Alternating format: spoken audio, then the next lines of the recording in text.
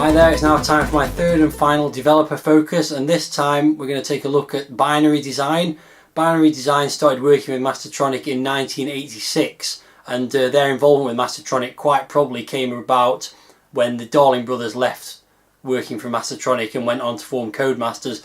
There was something of a gap in the output for Mastertronic, and they were looking for someone to fill that gap by providing more games to them, and Binary Design were that company. They were formed by Andrew Hake in 1985 and originally programmed games for Quicksilver, and this was a much bigger company than either Mr. Chip or the Darling brothers. They had full-blown programming teams made up of programmers, graphic artists and musicians, which worked together on the various titles that they produced for Mastertronic and other companies. Typically there'd be a programmer for an Amstrad, Commodore 64 and Spectrum version of the game, but they also did games later on for the Amiga, Atari ST, and they also did games for the MSX and other 8-bit computers. Some of the key members of those programming teams during the Mastertronic era include the Pickford brothers, John and Steve, Jason C. Brooke, who did a lot of the music, David Whittaker, who also did quite a lot of music for the Binary Design games, and Andrew Routledge did a lot of the programming, and various other programmers worked on the games such as Jeremy Nelson and Philip Alsop. Lots of other people involved with the game, some of which I'll mention during the review. And Binary Design weren't just limited to producing their own original games. They did some sort of on-demand work for other companies, enhancing their games. They did arcade conversions, licensed games, a bit of everything really, just like your typical sort of software house that was coming to prominence in the late 80s. So let's move on to the games, and we start in 1986 with 3 games that they worked on in 1986. The first of which is one of my favourite games from Mastertronic, that's Street Surfer. Now this was a bit of enhancement work done by Binary Design, and it was Steve Pickford who did the work on this game. And the game had already been programmed by an American company, Sculptured Software, but the graphics were somewhat lacking. So Mastertronic went out to Binary Design and got Steve Pickford to do the graphical enhancements, which was basically a loading screen and some of the in-game graphics. I've covered Street Surfer in quite a lot of detail in previous videos, so I'm not going to go into that too much. So we move on to the first proper Binary Design game to be released by Mastertronic, which was 180, a dart simulation, a pretty nice dart simulation at that. Many dart simulations up to this point just involved the various segments of the dartboard lighting up, and you just had to try and stop the light on the right one to throw the dart. And this one instead allowed you to control the arm of the player moving. It constantly moves, but you can sort of direct it in the right direction and try and get it to land the dart in the right place. It's got nice graphics and sound, and a decent game overall, although not as fun as actually playing darts. This one was programmed by Andrew Routledge with graphics by Steve Pickford and Jeremy Nelson on the Commodore 64, and not a bad start for Binary Design overall. The next game released was Zub, which was released in November 1986 in the MAD packaging, and the game design was again by the Pickford brothers, and the game originated on the Spectrum and was programmed by Phil Alsop on the Commodore 64. It's got nice graphics, nicely drawn graphics, and a really nice David Whittaker tune, one of my favourites, as you'll have seen from my recent Top 15 Tunes videos. But overall, it's a fairly boring and frustrating platform game. You just kind of have to move the platforms, move up the screen, try and get to the top, where you then walk to another planet where you do pretty much exactly the same. You've also got sort of constantly respawning enemies coming after you and draining your health. And ultimately, it's not a very good game, despite being quite a nice design in terms of the graphics and good music from David Whittaker. So now we move on to 1987, where Mastertronic published a number of games developed by Binary Design, the first of which was Hyperbole. This is kind of a 2-player or 1-player versus the computer sports game, but using spaceships that resemble the spaceships from games like Asteroids or Space Wars, where they're kind of vector graphic style outlines, and basically you've just got to propel the ball or whatever it's supposed to be from one end of the court to the other and score a goal, kind of like football and maybe a little bit like ice hockey as well. And you propel it by shooting at it, and you've got various styles of ships, some of which are more powerful than others, some are more difficult to control. You use the kind of clockwise, anti-clockwise rotation and fire just like you would if you were playing Asteroids. And this game was programmed by Phil Alsop again on the Commodore 64. It's unfortunately, despite having nice graphics and presentation and you know, okay sort of sounds, it's virtually impossible to beat the computer, so it's kind of a frustrating game in that respect. Might be okay as a two-player game playing against a friend where you're both as bad as each other, but when you're trying to play one player against a computer, it's not a lot of fun. Nicely programmed, but frustrating is probably the best way to sum it up. So now we move on to April 1987, and there were several releases programmed by Binary Design in this month. The first of which was Amarote, which is another Pickford Brothers game. At least the concept came from them, originating on the Spectrum. And on the Spectrum it had really nice graphics, a kind of isometric viewpoint and really nicely drawn graphics. Unfortunately the Commodore 64 version is a bit of a pale imitation of the Spectrum version. It's got 2D overhead view instead, and the idea of the game is basically that you have to move from one area of a planet to another and eliminate all the insects. The Commodore 64 version was programmed by Andrew Routledge, and it's got a really good tune by David Whittaker, and that's definitely the best part of the game. Unfortunately the game is bugged on the Commodore 64, fatally bugged. There's certain stages you can't complete because the game thinks there are more insects to be eliminated on the stage and actually appear on the level, so you'll have eliminated all the enemies you can find, and there still thinks there's one to be found to be shot which you can never find, and you basically get stuck in a level and you can't get any further. So for that reason it's a bit of a terrible release. Despite the overall concept of the game being reasonably playable, the fact that it's got a bug makes the Commodore 64 version basically a must avoid game. And the next release was Strike, which is a 10-pin bowling game, as the name might suggest, programmed by Martin Howarth on the Commodore 64. It's nice graphics in the game and pretty nice in-game tune, but the gameplay is pretty awful. You've pretty much only got a 50-50 chance of even getting the ball down the bowling alley. You run up to the end of the lane, press fire to bowl, and half the time you'll drop the ball on your foot or drop it on the lane behind you. The other half you'll get it down the bowling alley, and quite often if you do get it down, you do get close to getting a strike or near to it, but the chance of picking up spares or adding to your strike from the previous frame are almost non-existent. It's a pure fluke if you actually get the ball down the lane. This is another game that's bugged, as if you get a strike on the last frame, the game goes into an infinite loop where the game never actually completes and it gets all messed up, the scores go all messed up and you can't complete the game. So again, it's another game that on the face of it looks quite nice, but unfortunately has a bug and really terrible gameplay which make it not worth looking at. And the third game released in April 1987 was Rastascan. This was another game that was designed by the Pickford Brothers and programmed by Phil Alsop on the Commodore 64. It's quite an interesting flick screen arcade adventure where you play the part of a spherical robot that's tasked with repairing a giant spaceship and getting it moving again. The control of that robot is quite frustrating. He does kind of bounce off lots of surfaces and bounces from screen to screen. But the game itself is quite interesting. It's got varying challenges of fixing various objects inside and outside of the ship. It's got little mini games where you try and unlock doors by completing these little mini games. It's not an easy game at all, but worth persevering with. I've gone back to it a couple of times and made reasonable sort of progress, and it's got nice graphics and an excellent tune by Jason C. Brook. Next up we have two games that were licensed from Namco. They're conversions of Namco arcade games. Obviously Mastertronic struck up some kind of deal with Namco to publish 3 of their games. The third was Gaplus, which was programmed by another development team. These were released at budget price, and the first of those 2 games that was programmed by Binary Design is Motos. Not a very well known arcade game, and it's a reasonable sort of game. You kind of move around this sort of colourful platform and try and knock the enemies off it. Unfortunately it's not the most exciting of games, to be honest, but it is a decent conversion. There's nothing wrong with the conversion at all. The game, as I said, is pretty boring.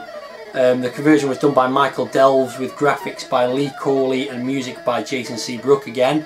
And those 2 guys, Lee Corley and Jason Brook, were involved with the other Namco conversion, which is Bosconian 87. It's an update of the 1981 Namco shoot 'em up, and it enhances the original game by adding weapon power-ups. But unfortunately it's a really terrible game. It's one of the worst games I've played on the Commodore 64. In fact, the game moves so fast in such a small play area. The play area is probably only just over half the size of the screen. It means you lose lives really quickly without a chance of avoiding any enemies. And the graphics are pretty terrible as well, to be honest. They're just various shades of grey and blue compared to the vibrant colours of the original arcade game. The sound is pretty forgettable as well, although the music by Jason Seabrook across most of these Binary Design releases was pretty good. But Bosconian 87, definitely one to avoid, and despite being marketed as an enhancement to the original 1981 game, is definitely not that. And the final game released in 1987 was Grand Prix Tennis, also known as Lawn Tennis as the in-game graphics show. This is an isometric view tennis game. It's got pretty good graphics, good music from Jason Seabrook again, and it's got pretty decent options as well. But the gameplay is really difficult due to the perspective. The isometric perspective means it's really difficult to pick the right position to return shots, and most of the time, although serving's not too bad, returning a shot from the computer player is pretty much impossible, and beating the computer player, well, I've had numerous games of it, and while I quite enjoy the idea of playing tennis against a computer player, it's pretty bad. A two-player version would probably make it more playable, and it might be worth taking a look at for that reason alone. So now we move on to 1988, and another 4 releases from Binary Design, their final 4 releases for Mastertronic on the Commodore 64, the first of which is Energy Warrior. This is a program by Andrew Routledge again, and it's a horizontally scrolling shoot 'em up. The idea is you move around the landscape, eliminate all the enemies on each stage, pretty much the normal for a shoot 'em up, and then you move on to another stage. You've got bombs that you can deploy. There's various things that appear like dragons that fly around, and when you shoot them you'll get some kind of a power up. It's got really nice graphics and scrolling on this game, and the sound's good as well, but the problem with it really is really boring gameplay. It's just endless repetitive enemies that seem to spawn forever, and you just blast away with them. There's no auto fire on the game, so you don't get auto fire by holding the fire button down, so you're constantly plugging away at the fire button unless you've got an auto fire joystick. And there's very little incentive to persevere because each level is just exactly the same as the next, albeit with, as I've said, very nicely drawn backgrounds. The next release was from May 1988, and it was Star Wars Droids, The Adventures of R2-D2 and C-3PO, based on the animated series from the mid-80s, and a fairly prestigious license, I would say, for Mastertronic and Binary Design, despite Star Wars being somewhat in the decline at that point. It's a scrolling arcade adventure with pretty decent graphics and sound, although the graphics are mainly sort of ported over from the Spectrum or Amstrad version. It should be a reasonably good game. You move around. The idea is you've got to move from level to level, unlock doors, move through lifts, and eliminate any enemy droids that you come across. But the problem is it's completely ruined by a stupid icon-driven control mechanism where instead of using the joystick to move the characters left and right and the fire button to fire, you move the joystick to select one of the icons that then moves the player left or right or presses fire, which means when you get stuck in a tight spot, basically moving from the left to the icon and then to the fire icon and pressing fire on each just becomes almost impossible, and you lose lots of health and it's game over before you know it. So it's a bit of a shame really. If it could have been remade with actually being able to directly control the characters instead of using these stupid point and click icons, then it would have been a much better game. The next release was Vector Ball, which is an isometric future sport game, a mixture of football and netball, believe it or not. You've got a goal at each end, but it's like netball in that you can't actually move when you've got possession of the object. It's kind of a ball or a sphere of some kind. It's got pretty decent graphics, sort of wireframe isometric playing area and sort of 3D animated robot type kind of things. The sound's virtually nothing to speak of, and it's quite a clever idea, but it's another one where it's just completely unplayable against a CPU opponent. There's pretty bad design as well in that the ball object, the play follows that, so if your player goes off the screen, the ball's on the other screen, you can't see where your player is. As I say, completely impossible to beat the computer opponent. Lots of options on there for different playing areas to play in, but playing against a computer opponent, you've basically got no chance again. They really did struggle with making the fair gameplay against a computer opponent in these Binary Design games. And the last game developed by Binary Design for Mastertronic was Motorbike Madness, which I can only describe as an isometric 3D version of Kickstart. Basically you've got to get from top to bottom through the course and negotiate the hazards. You can drive your bike over ramps and cars and bridges and things like that, just like you can in Kickstart. It's a nice idea, but the perspective makes it really difficult to judge the correct approach for the hazards. Half the time you're just trying to go over these little sort of barriers or cars, you'll fall off and cause damage to the bike, and before you know it, it's game over. The graphics are also horrible, ported across from the Spectrum graphics. Nothing very nice. There's reasonable colour on the actual player's bike sprite, but everything else is just a monochrome sort of blue, green or whatever. And for the most part the sounds are unspectacular as well. So again, not a great game. I'm not a fan of isometric perspective games anyway. This one's pretty difficult to play, and compared to Kickstart, it's just not in the same league. And finally, there's one last release that was released by Mastertronic that Binary Design programmed. They didn't program it originally for Mastertronic, it was a re-release, and that was Double Dragon, originally programmed for Melbourne House and then re-released by Mastertronic on their Mastertronic Plus branding in 1999.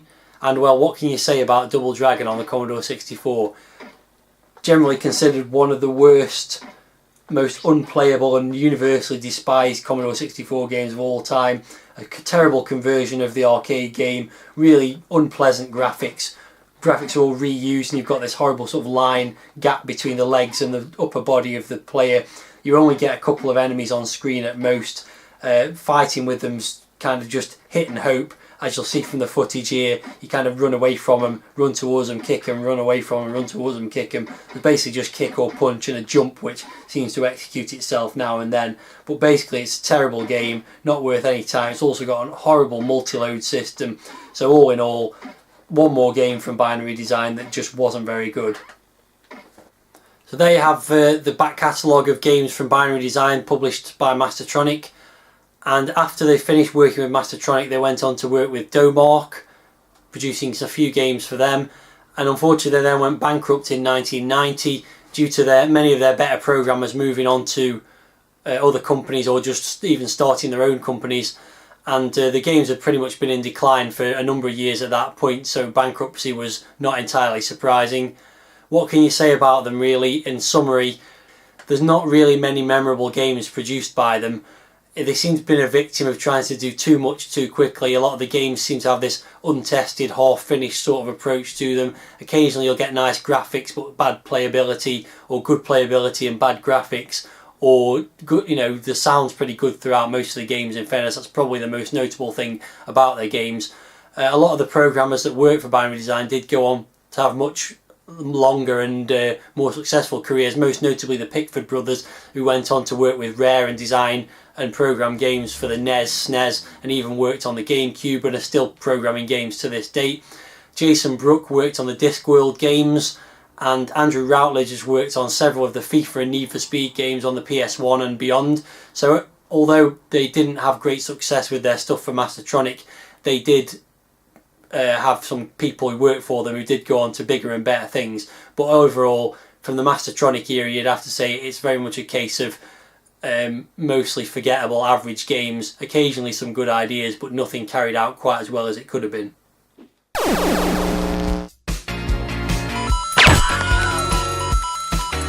If you only knew the power of the dark side. 2, 1, 0.